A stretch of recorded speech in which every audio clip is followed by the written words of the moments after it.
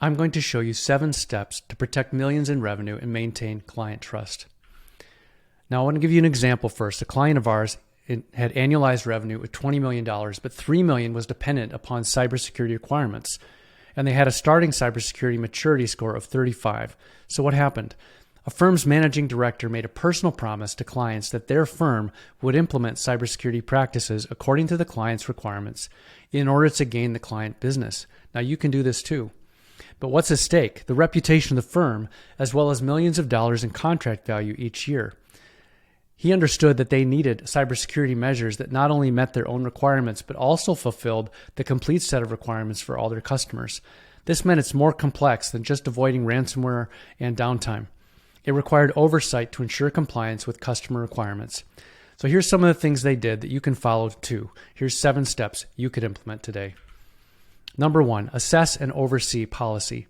Instead of following generic best practices from a managed service provider, assess business-specific risks.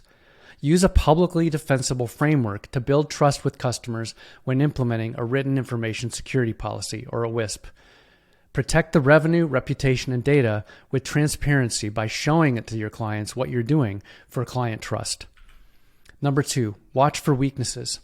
Implement redundancy and long-term logging to detect breaches by deploying a SIEM SOC solution with MDR, both in the cloud and on premises.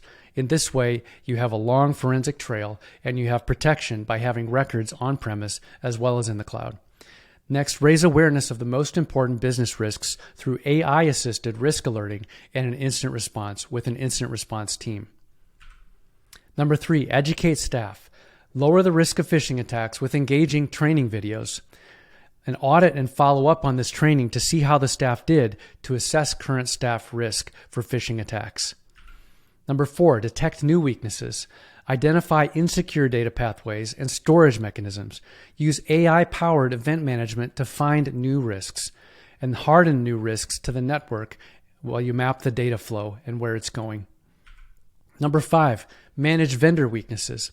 Audit your vendors' access to data and evaluate their maturity and their ability to protect information up and down the supply chain. Lower the likelihood of a breach through vendor risk management by deselecting the vendors that are at high risk or encouraging them to come up to cybersecurity maturity and demonstrate that they can meet the maturity that you need to do business with them as well. Number 6, test what's been done for quality oversight. Make sure that all these steps have been completed and that you have a report that shows that it's been done, testing along the way. And conduct penetration tests once a year and even more if you can do some threat hunting. That will help as well. That's a more mature step that will help eliminate a lot of risk for you in testing those weaknesses. Number 7, use qualified oversight. Select a battle-tested cyber information security officer, or a CISO, who has protected thousands of people for many years. Have the CISO report to the CEO ideally, or else the CFO or general counsel. Not to IT, not to the CTO, not to the CIO. The CIO is concerned about short-term productivity, and this is at odds with managing risk for the firm. So have the person report to the CEO ideally, or the CFO or general counsel. So what was the result that our client took? And you can find when you take these steps as well. Well, they had annualized revenue that was protected, $3 million per year and growing that required cybersecurity maturity to continue to grow and add new clients who had those requirements. Plus, they were protecting $20 million per year from disruption.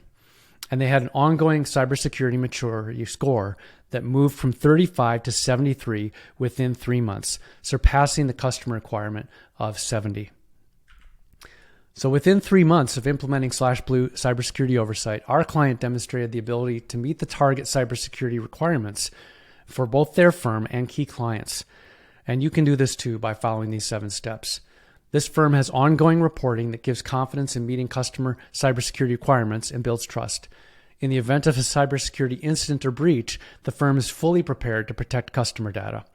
By prioritizing customer protection, the firm safeguards revenue generation and reputation. Firm leaders can now sleep better at night with greater peace of mind. So click on the links to learn more about this strategy, and if you need help, use the forum to email me. Stay secure, build trust, and protect your revenue.